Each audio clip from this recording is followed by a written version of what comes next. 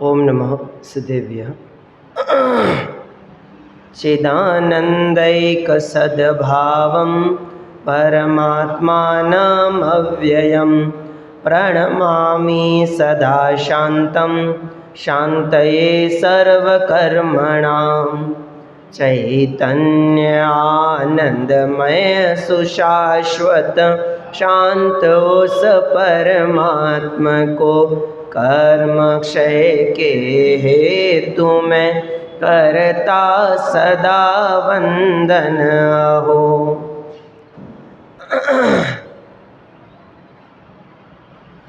आचार्य पद्मनंदी देव रचित यह पद्मनंदी पंचविंशति का ग्रंथ है। एकत्व सप्तति नामक चौथा अधिकार चल रहा है। कल हमने छंद क्रमांक 312 और 313 के आधार पर चर्चा की थी। प्रथम तो आचार्य देव ने कहा बहुत शास्त्रों को पढ़ने पर भी इसे तीव्र मोह के उदय में आत्मा जानने में नहीं आता। जैसे अग्नि लकड़ी में है लेकिन वो दिखाई नहीं देती, ऐसे ही यह आत्मा इस देह में है लेकिन वो दिखाई नहीं देता, ज्ञानी ही उसे देख पाते हैं। अगले छंद में कहा किसी व्यक्ति ने करुण भाव से किसी को अज्ञान में पड़ा देखकर उपदेश दिया तो प्रथम तो अज्ञानी उसे सुनता नहीं, कदाचित सुनता है तो मानता नहीं। न शुण्वन्ति न मन्यन्ते। कौन? कि महामोह मलीमसा, जो महामोह में मलीन है वे उन बातों को ना तो सुनते हैं और ना ही मानते हैं। वस्तु स्वरूप कैसा है उसकी चर्चा थोड़ी अब आचार्य देव 314 नंबर छंद में करते हैं। बहुत प्रसिद्ध एक दृष्टांत है, अनेकांत और स्यादवाद को समझाने के लिए दिया जाता है, और वही दृष्टांत मानो आचार्य पद्मनंदी देव ने यहाँ पर दिया है। पढ़ते हैं अपन छंद, पेज नंबर 182, छंद नंबर 314। उत्थानिका में लिखा है वस्तु का अनेकांत अर्थात अनेक धर्मात्मक स्वरूप। भूरि धर्मात्मकं तत्त्वं भूरि दुश्रुतेर्मन्दबुद्धया जात्यन्धहस्तिरूपेण ज्ञात्वा नश्यन्ति केचन अनंत धर्म स्वरूप वस्तु मूढ़ जन नहीं जानते वे नष्ट हो।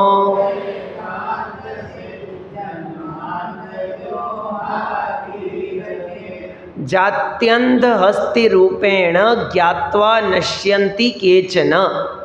जात्यंध हस्ति रूप, दो बातें समझनी हैं। एक तो है हाथी और दूसरा है जात्यंध जीव। जात्यंध जीव का मतलब जो पैदा ही अंधा हुआ है। अब ये कहना इसलिए ज़रूरी है कि जिसकी बाद में आँख खराब हुई हो उसने तो कदाचित हाथी को कभी देखा भी हो, लेकिन जिसकी जन्म से ही आँख खराब है उसने तो निश्चित रूप से हाथी कभी नहीं देखा। तो एक कहानी नीचे सुनाई गई है पूरी, अपन भावार्थ की चर्चा करते हैं आज। पहले कहानी क्या है देखिए, ये कहानी किसी समय अनेक अंधे मनुष्यों को ऐसी अभिलाषा हुई कि हम हाथी को जानें।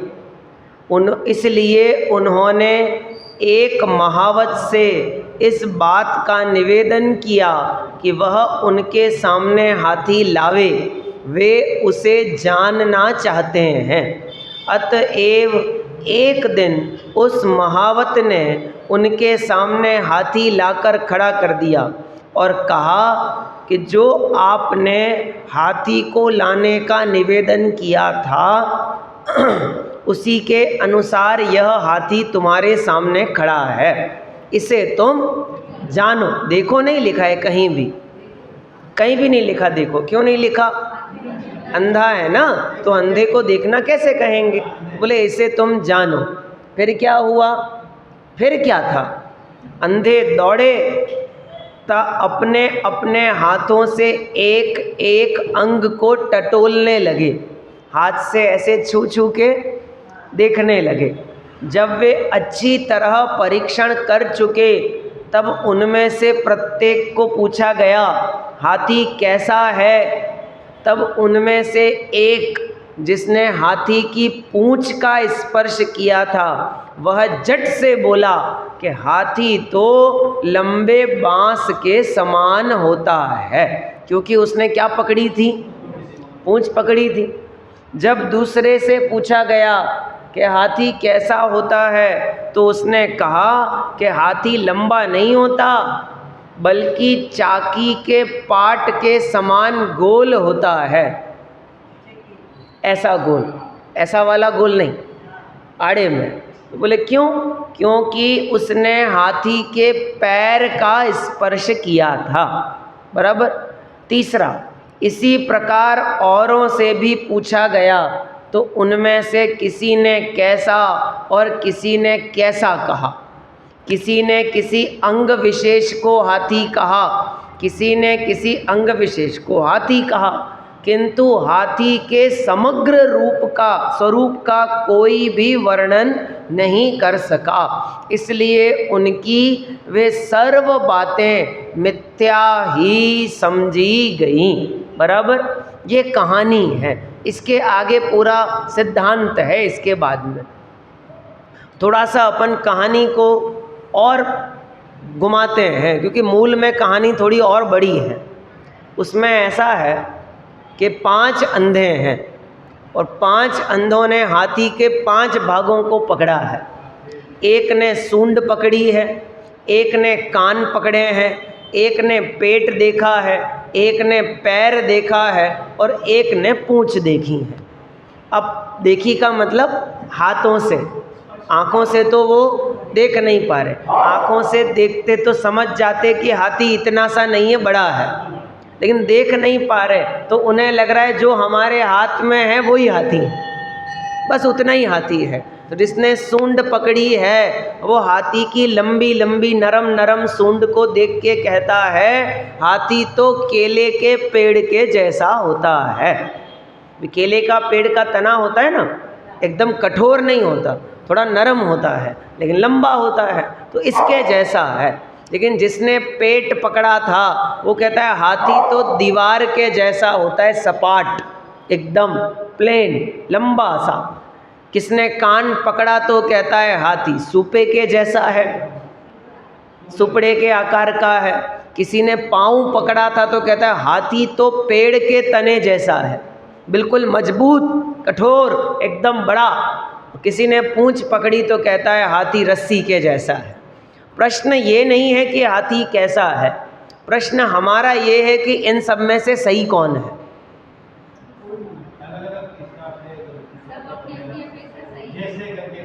लेकिन सबको ये लग रहा है हम जैसा देख रहे हैं, जान रहे हैं, हाथी वैसा ही है, अन्यथा नहीं है। अब सबके कथन अपनी अपनी जगह पे सत्य होते हुए भी उन्होंने हाथी को उतना ही माना है जितना उन्होंने जाना है। इसलिए उनके किए गए कथन सब गलत हो जाते हैं, क्योंकि उन्होंने कान को सूप समान नहीं कहा, उन्होंने पूरे हाथी को ही सूप समान कह दिया है। उन्होंने हाथी की पूंछ पकड़ी है लेकिन कहते हैं कि हाथी ही रस्सी जैसा है, पूंछ नहीं, पूरा का पूरा हाथी ही वैसा है। ये है समस्या। इस कारण से उनके द्वारा किए गए सारे वचन क्या हो जाते हैं? मिथ्या। तो फिर क्या समझाना चाहते हैं आचार्य हमको? तो मूल छंद में लिखा है भूरि धर्मात्मकम तत्वम। तत्व कैसा है, वस्तु कैसी है? भूरि धर्मात्मक। भूरि का मतलब अनेक, अनेक, हमारे यहाँ अनेक शब्द के दो अर्थ होते हैं, अनेक शब्द के, पूरी दुनिया में ऐसा ही है। अनेक का मतलब आप कितना मानते हैं? हाँ, एक से ज़्यादा कितना भी हो वो सब क्या है भाई? संस्कृत में और हिंदी में आपने पढ़े होंगे ना, एक वचन और बहुवचन। तो बहुवचन की कम से कम कितने होने चाहिए? दो, और ज़्यादा से ज़्यादा अनंत भी हो तो भी बहुवचन, और दो हो तो भी बहुवचन, एक ही बात है। ऐसे ही अनेक जो एक नहीं है, तो अनेक तो दो भी हो सकते हैं, और दो से लगाकर उनकी संख्या अनंत तक हो सकती है। तो अनेकांत शब्द में अनेक का अर्थ क्या? तो बोले अनंत धर्मात्मक। अंत का अर्थ है धर्म गुण, और अनेक का अर्थ है अनंत। तो अनंत धर्मात्मक वस्तु को अनेकांत कहा जाता है। तो यहाँ आचार्य देव ने कहा भूरि धर्मात्मकम तत्वम, तत्व तो अनंत धर्मात्मक है, लेकिन लोगों ने क्या किया? दुश्रुतिर मंद बुद्धया। कुछ लोग कैसे हैं? मंद बुद्धि, दुश्रुति। दुश्रुति का मतलब जिन्होंने सम्यक स्वरूप कभी सुना ही नहीं, एकांतवाद की बातें ही सुनी हैं, तो दुश्रुति उनके कान में वही पड़ा है। अरे वो जो तोते थे ना, दो वो तोते, वो एक तोता ब्राह्मण के घर में गया और एक तोता शूद्र के घर में आया। तो ब्राह्मण के घर का तोता वेद पाठ करता है और शूद्र के घर का तोता गाली गलौज करता है। क्यों? दुश्रुति। उसने अपने घर में रहते हुए वही सुना है, तो इसलिए वो बोलता भी वही है। और इधर ब्राह्मण के घर में जब वो तोता गया तो वह तो वेद पाठ सुनता था, तो उसने वेद पाठ याद हुए। तो जैसा वो सुनेगा वैसा ही तो बोलेगा, वैसी ही तो मान्यता होगी। दुश्रुति, खोटी श्रवण, दुर्शास्त्रों का, खोटे शास्त्रों का श्रवण करना, ये दुश्रुति कहलाता है। मंद बुद्धयः, जो मंद बुद्धि जीव हैं, जात्यंध हस्ति रूपेण ज्ञात्वा, जन्म से अंधे व्यक्तियों के समान हाथी के रूप को जानकर नश्यन्ति, वे क्या हो जाते हैं? नष्ट हो जाते हैं। क्यों नष्ट होते पता है? जब वो पांचों व्यक्ति घर आए अंधे और पांचों ने आके आपस में बातचीत करी, तो एक ने कहा हाथी ऐसा, दूसरे ने कहा हाथी ऐसा, तीसरे ने कहा ऐसा, चौथे ने ऐसा, पांचवें ने ऐसा, तो पांचों लड़ पड़े पांचों। क्यों लड़ पड़े? मैंने छू के देखा है ना, हाथी ऐसा है, तुम ऐसा कैसे कह सकते हो? तुम गलत कहते हो। इस कारण से वे परस्पर में एक दूसरे से लड़ पड़ते हैं। हाथी को कोई फर्क नहीं पड़ रहा, आप हाथी को शुभ समान कहो, रस्सी जैसा कहो, कुछ भी कहो, उसे कोई फर्क नहीं पड़ता। आप वस्तु के स्वरूप की उल्टी सीधी टेढ़ी मेढ़ी जो भी व्याख्या करो, वस्तु के स्वरूप को कोई फर्क नहीं पड़ता, वो तो जैसा है वैसा है। तुम मानो तो मानो, नहीं मानो तो मत मानो, उसे कोई फर्क नहीं पड़ता। हाथी को फर्क नहीं पड़ता। लड़ाई कौन कर रहे हैं? एकांती। उन्होंने वस्तु के स्वरूप को समझा नहीं, और जैसा समझ में आया उन्होंने वैसा ही मान लिया। तो किसी ने कहा वस्तु नित्य है, तो कहते हैं नित्य है। कोई कहता है वस्तु अनित्य है, तो अनित्य है। अब लड़ो आपस में। नित्य वाला कहेगा नित्य ही है, अनित्य वाला कहेगा अनित्य ही है। अब लड़ो, लड़ते रहो। तो हम क्या मानते हैं ये बताओ? जैन दर्शन क्या मानता है? तो जैन दर्शन कहता है हाथी सूप जैसा भी है, केले के पेड़ जैसा भी है, पेड़ के तने जैसा भी है, दीवार जैसा भी है, रस्सी जैसा भी है, सब जैसा हाथी। ये एक हाथी, इतना सारा वैरायटी। हाँ, क्यों नहीं हो सकती? अलग अलग अंशों से देखोगे तो हाथी अलग अलग दिखाई देगा, बहुत स्वतंत्र है। दादा एक कहानी सुनाया करते थे, बहुत बढ़िया, आप लोगों ने भी कभी सुनी होगी। टेढ़ी खीर सुना है कभी आपने? टेढ़ी खीर, किसी कठिन काम को कहते हैं ना टेढ़ी खीर है। ये टेढ़ी खीर क्या होती है? टेढ़ी खीर क्या होती है? भाई मीठी खीर होती है, टेढ़ी खीर कैसे होती है? कह रहे कि वो धार टेढ़ी जाए तो टेढ़ी हो जाती है। क्यों है ये टेढ़ी खीर का मतलब क्या? तो बोले एक कहानी है उसके पीछे, एक कहानी है, वो भी इस प्रकार ही समझनी पड़ेगी आपको। एक अंधा व्यक्ति था, तो एक बार वो राजा के महल में पहुंचा, तो राजा ने उस दिन सबको खाना खिलाया, भोजन करवाया, तो खीर बनाई। तो उसने कभी खीर देखी नहीं थी, तो उसने कहा यार मैं जब तक खीर का निर्णय नहीं करूंगा तब तक खाऊंगा नहीं। तो उसने पूछा कि राजा ये खीर कैसी है? तो राजा ने कहा मीठी है। बोले मीठी तो समझ में आता है, पर दिखने में कैसी है? कि सफ़ेद है। कि सफ़ेद कैसी? कि बगुले जैसी। बगुले जैसी। ये बगुला कैसा होता है? उसने तो बगुला भी नहीं देखा। कि बगुला कैसा होता है? तो बगुला सामने लाके रखें तो भी समझ में नहीं आएगा उसे। तो राजा ने ऐसा हाथ बनाया, ऐसे करके, ऐसे करके, फिर बोले कि देखो ये ऐसा होता है बगुला, ऐसा करके, यूँ ऐसे हाथ करके, ऐसे यूँ गर्दन होती ना उसकी, ऐसे करके यूँ। बगुला देखा है कभी आपने? उसकी गर्दन ऐसे करके यूँ टेढ़ी। तो वो अंधे ने ऐसे यूँ हाथ घुमाया और ऐसे टेढ़ा करके यूँ हाथ ले, बोलते अरे बाप रे, इतनी टेढ़ी खीर मैं तो नहीं खा पाऊंगा भैया। उसने सफ़ेदी देखनी थी उसे, और सफ़ेदी को समझाने के लिए बात आई बगुले की। बगुला कैसा था समझाने के लिए बताया ना, टेढ़ा। बोले इतनी टेढ़ी खीर मेरे गले में कैसे घुसेगी, मैं तो नहीं खा पाऊंगा। उसे वो ऐसा क्यों लग रहा है? तो खीर टेढ़ी है, बस यही वाली बात।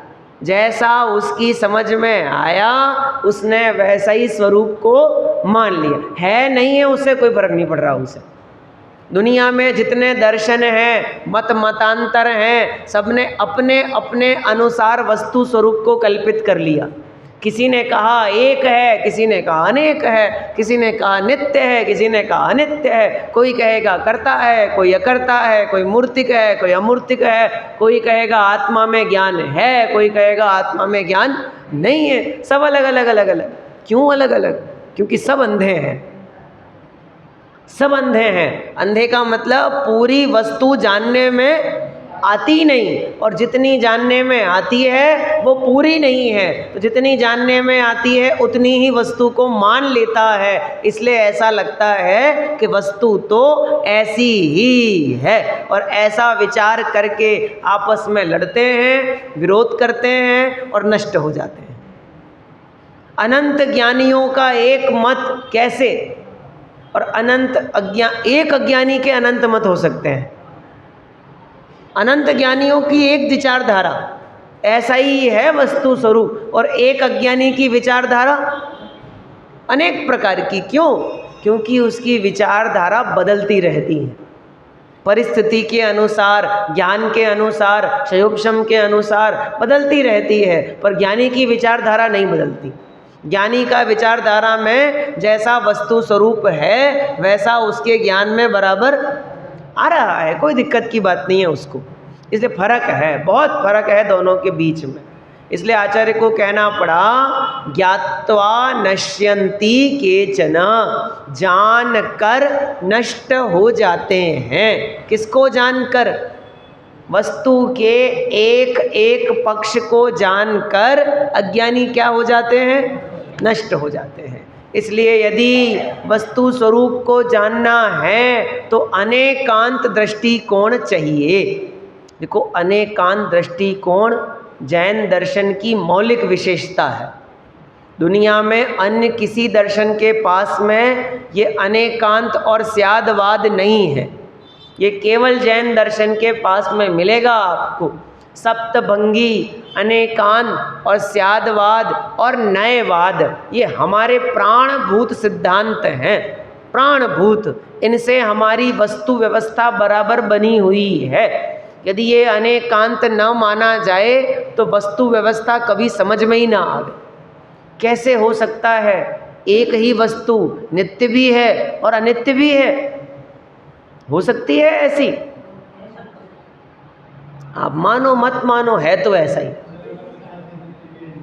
एकांती कहता है वस्तु नित्य ही है, दूसरा एकांती कहता है वस्तु अनित्य ही है, स्यादवादी कहता है नित्यानित्यात्मक है। स्यात् नित्य है, स्यात् अनित्य है, किसी अपेक्षा से नित्य है और किसी अपेक्षा से अनित्य है। क्या गजब स्वरूप है। एक छंद है मोक्ष मार्ग प्रकाशक के चौथे अधिकार में,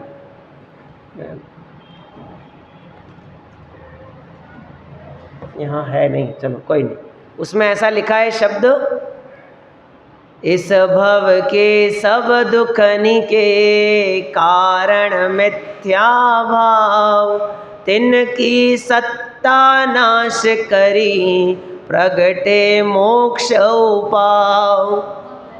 बराबर? अब शब्द ध्यान से, तिनकी सत्ता नाश करी, होता है ऐसा? क्या जगत में किसी भी पदार्थ की सत्ता नाश होती है? तो फिर पंडित जी तो लिख रहे हैं तिनकी सत्ता नाश करी। इस सत्ता नाश को हम आजकल बोलते हैं सत्यानाश। इस भव के सब दुखनि के कारण मिथ्या भाव, तिनकी सत्ता नाश करी प्रगटे मोक्ष उपाव। सत्तानाश कैसे हो जाएगी? सत्तानाश हो ही नहीं सकती। प्रत्येक द्रव्य अस्तित्ववान है, किसी भी द्रव्य के अस्तित्व का कभी नाश हो ही नहीं सकता। फिर सत्तानाश कैसे हो जाती है? होती है। कर्म की सत्ता कर्म में, आत्मा की सत्ता आत्मा में। लेकिन जब कर्म की सत्ता को आत्मा में स्वीकार करते हो तो हमें कहना पड़ता है कि आत्मा में से कर्म की सत्ता को नाश कर दो। ये मिथ्यात्व भाव जो आत्मा में पड़ा हुआ है ना, इसका क्या कर दो? सत्ता नाश कर दो। कहाँ से? आत्मा की सत्ता में से इसका नाश करो का मतलब कर्म खत्म, नष्ट नहीं होते। उद्गल परमाणु नष्ट नहीं होते, हमें बंधे हैं, उदय में आएंगे, फल देंगे और नष्ट हो जाएंगे, ऐसा बोलते हैं हम। नष्ट नहीं होते, निर्जरा को प्राप्त हो जाते हैं, फिर किसी और को बंध जाते हैं, फिर उदय में आते हैं, फिर फल देते हैं, फिर निर्जरा। ये कर्म परमाणु अनंतानंत काल तक अपना काम करते ही रहते हैं, कभी नाश नहीं होता। फिर भी भाषा तो है ना, व्यवहार है, ऐसा कहने का व्यवहार है। और ये अनेकांत नहीं होता तो हमें ये स्वरूप कौन समझाता? हमें कैसे पता चलता कि वस्तु नित्य है कि अनित्य है? एक नय कहता है, निश्चय नय कि वस्तु नित्य है, और व्यवहार नय कह रहा है वस्तु। प्रमाण क्या कहता है? नित्यानित्यात्मक। नयों की दृष्टि एकांतवादी होती है, प्रमाण की दृष्टि अनेकांतवादी होती है। क्या गजब स्वरूप है वस्तु का। समझो तो अनंत भव का दुख मिटे, और नहीं समझो तो अनंत काल तक संसार में रमण करना पड़े। और समझना तो पड़ेगा, वस्तु स्वरूप तो ऐसा ही है। हमें उन अंधों की तरह नहीं बनना है कि जिन्होंने पूरी वस्तु तो जानी नहीं, और अधूरी वस्तु को जानकर जैसा उनके जानने में आया उन्होंने वैसा ही निर्णय कर लिया कि नहीं। बहुत बड़ा वैचारिक खुलापन चाहिए इस बात को समझने के लिए, जो मैं कह रहा हूँ वो सही है, लेकिन सिर्फ मैं ही सही हूँ, ऐसा तो नहीं हो सकता। वस्तु स्वरूप की व्याख्या तो और भी हो सकती है। मैं जिस गुण को प्रदान कर रहा हूँ मैं उसकी अपेक्षा से बात करता हूँ, पर वस्तु में तो ऐसे अनंत गुण हैं, तो अनंत गुणों को स्वीकार करने वाले अनंत नए अनंत वचन, वे सब अपनी अपनी अपेक्षा से बात करेंगे। कोई कहेगा आत्मा ज्ञानवान है, कोई कहेगा आत्मा सुख स्वरूपी है। दोनों में सही कौन है भाई?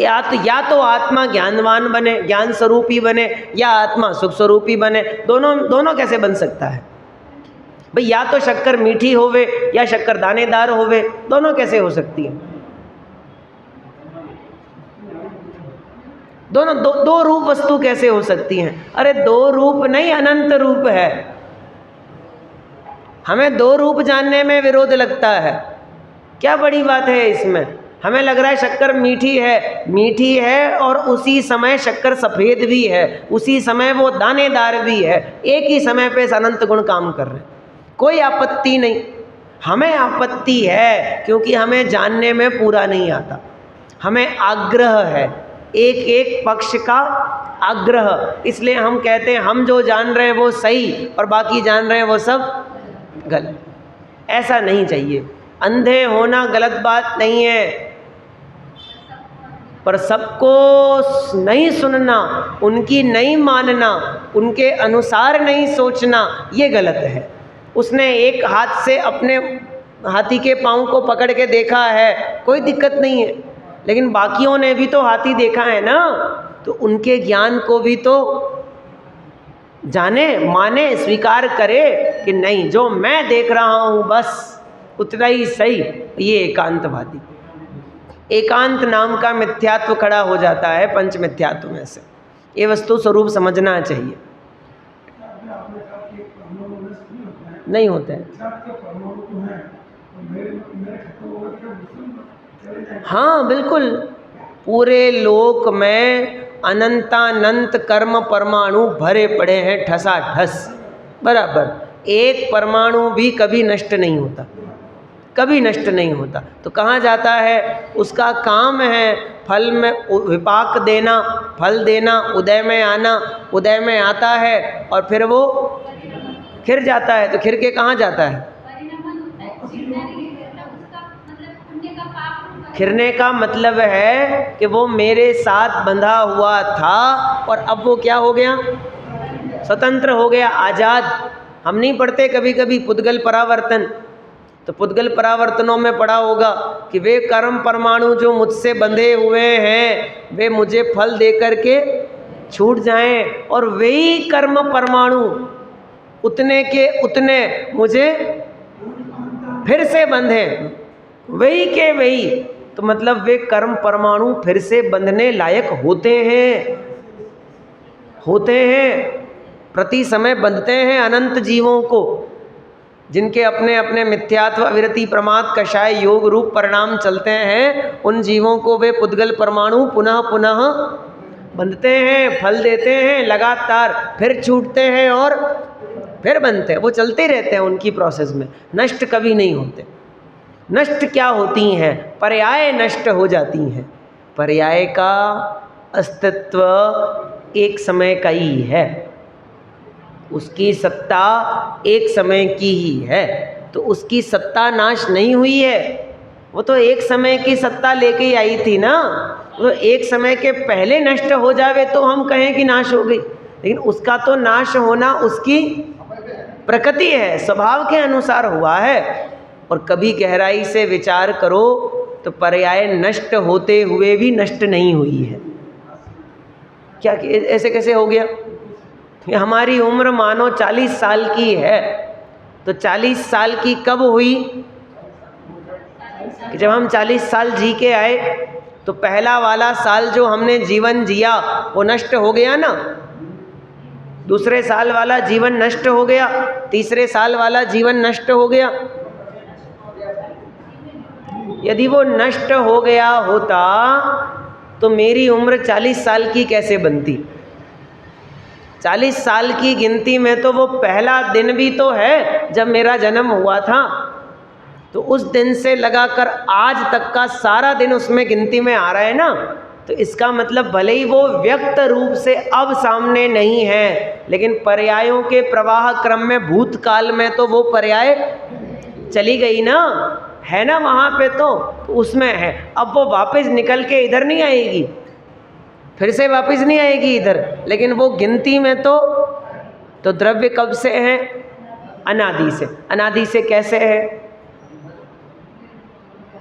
कि अनादि की जितनी पर्यायें हैं वे सारी कहाँ से कहाँ है?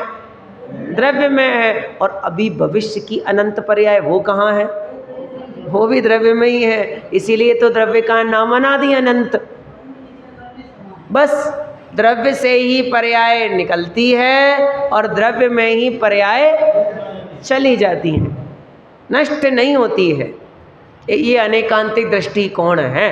एकांतवादी को दोष दिखाई देते हैं, एकांतवादी को विरोध प्रतिभासित होता है। अनेकांती मस्त है, उसे कोई चिंता नहीं। उसे कहते हो आप कि ये ऐसा है, ठीक है, वैसा है तो भी ठीक है। उसे अपेक्षा समझ में आती है, इसलिए उसे विरोध नहीं लगता। उसे कोई कहता है वस्तु नष्ट नहीं होती, बिल्कुल सही कह रहे हो। नष्ट हो जाती है तो भी सही कह रहे हो, कोई दिक्कत नहीं लगती। सब तरफ जिसे वस्तु स्वरूप समझ में आ गया हो उसे कहीं विरोध नहीं लगता, कहीं कुछ नहीं। एकांती को विरोध लगता है। एकांती अर्थ पढ़ता हूँ, देखो। यद्यपि वस्तु का स्वरूप अनेकांतमय है तो भी अनेक जड़ बुद्धि जन्मांध मनुष्य जिस प्रकार हाथी के एक एक भाग को ही हाथी समझ लेते हैं और नष्ट हो जाते हैं, उसी प्रकार वे भी एकांत स्वरूप को ही मान कर नष्ट होते हैं। अपन जब कहानी पढ़ी पूरी तो उस कहानी के बाद में इसका निष्कर्ष है, उसे अपन पढ़ते हैं। इसी पेज पे सबसे नीचे वाले में इसी प्रकार से स्टार्ट करते हैं हम। इसी प्रकार औरों से भी पूछा गया तो उनमें से किसी ने कैसा और किसी ने कैसा कहा। किसी ने अंग विशेष को हाथी कहा तथा किसी ने किसी अंग विशेष को हाथी कहा, किंतु हाथी के समग्र स्वरूप का वर्णन कोई भी न कर सका। इसलिए उनकी वे सर्व बातें मिथ्या ही समझी गईं।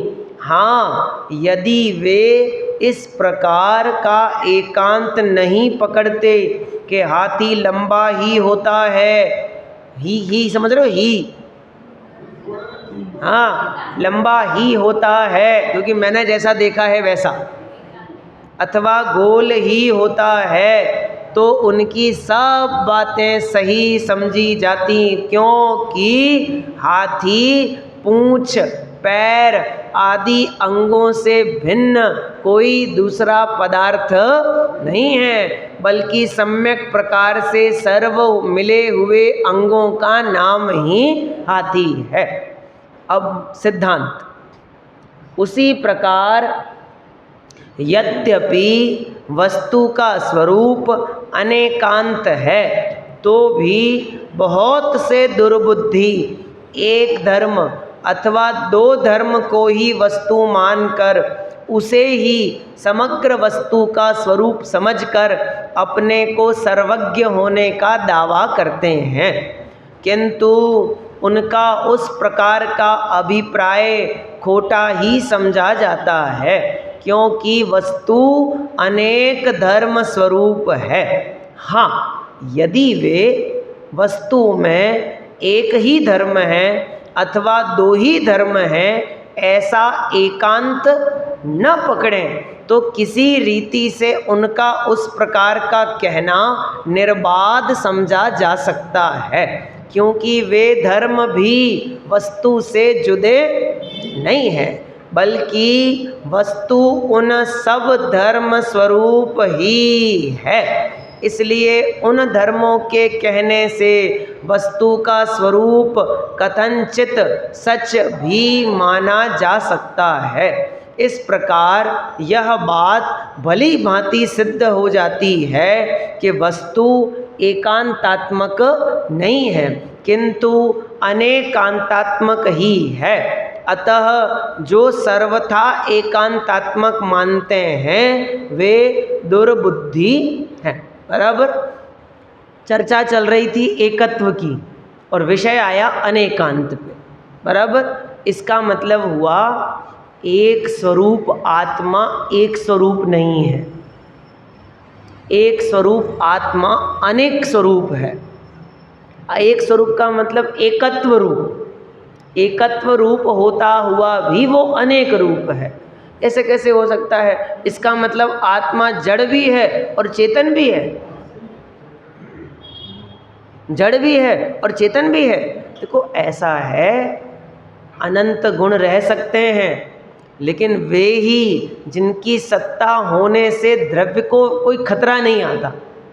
इसका मतलब नित्य और अनित्यपना एक साथ रहे कोई दिक्कत नहीं है, सत असत एक साथ रहे कोई दिक्कत नहीं है, तत् अतत् एक अनेक ये एक साथ रहे कोई दिक्कत नहीं है। लेकिन जड़ और चेतन ये दोनों साथ में नहीं रह सकते, रूपी और अरूपी ये दोनों साथ में नहीं रह सकते। तो आत्मा में रूपी नाम का गुण है कि नहीं है?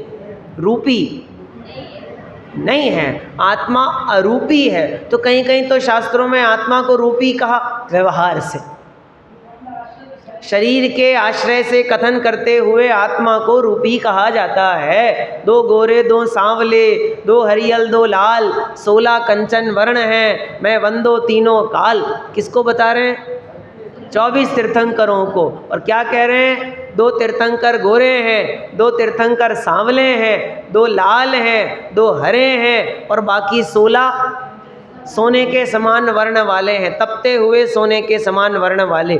अभी कह रहे थे आत्मा अरूपी है और अब क्या बता रहे हो?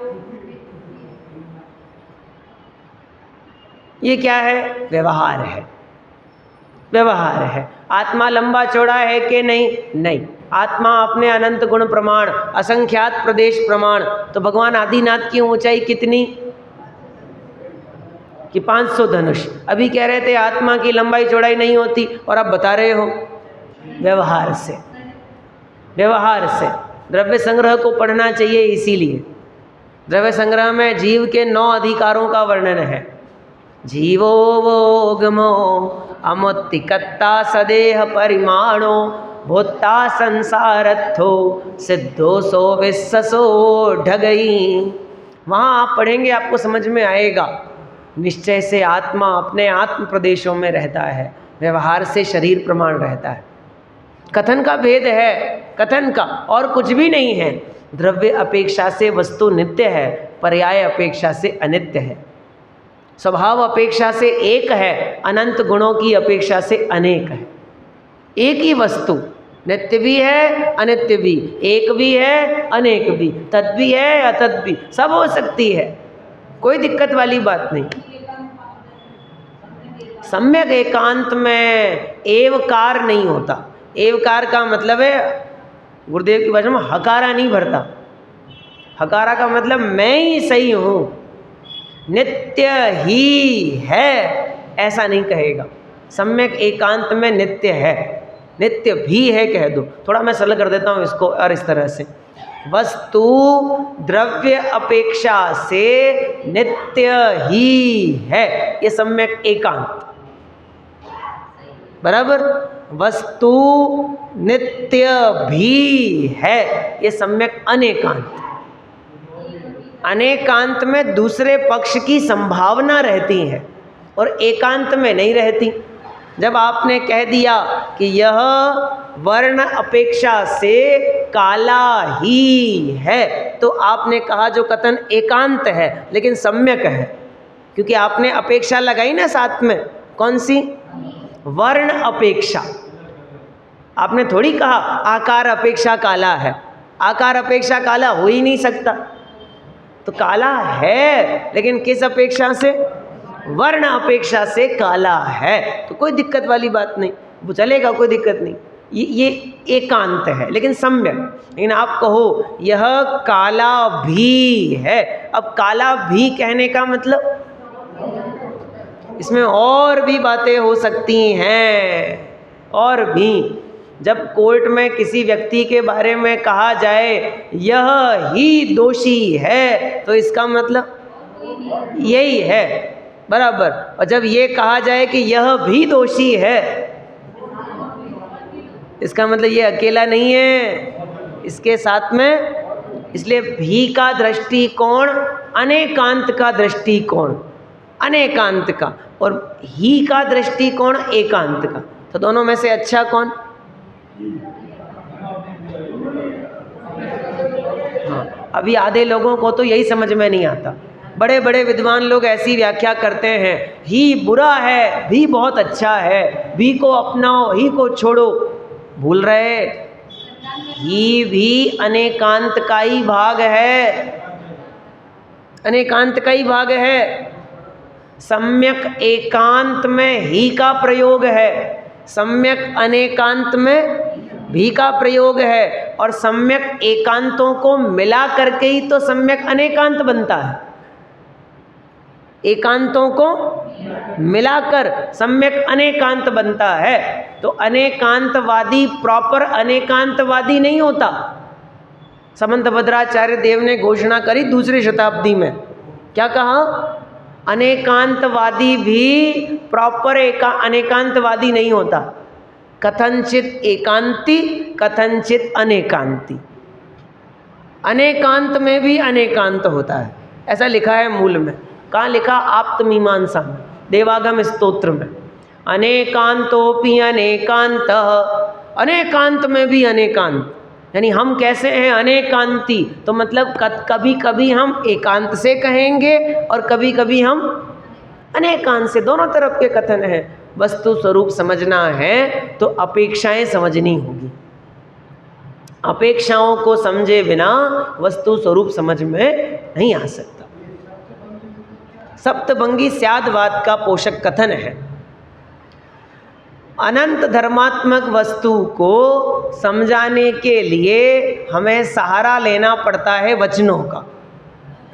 उन वचनों का नाम है स्यादवाद।